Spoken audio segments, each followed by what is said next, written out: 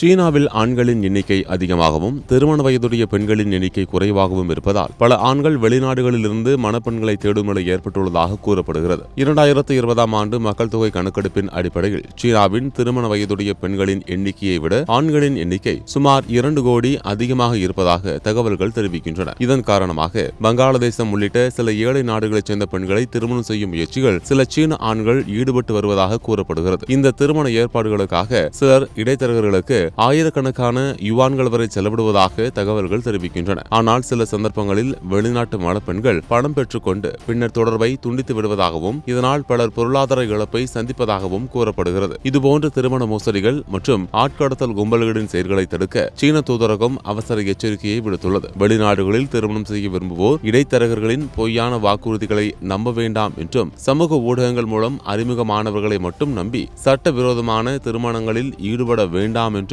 அறிவுறுத்தப்பட்டுள்ளது. மேலும் வெளிநாட்டு பெண்களை திருமணம் செய்வது சில சூழ்நிலைகளில் உள்ளூர் சட்டங்களை மீறுவதற்கு வழிவகுக்கலாம் என்றும் எச்சரிக்கை விடுக்கப்பட்டுள்ளது.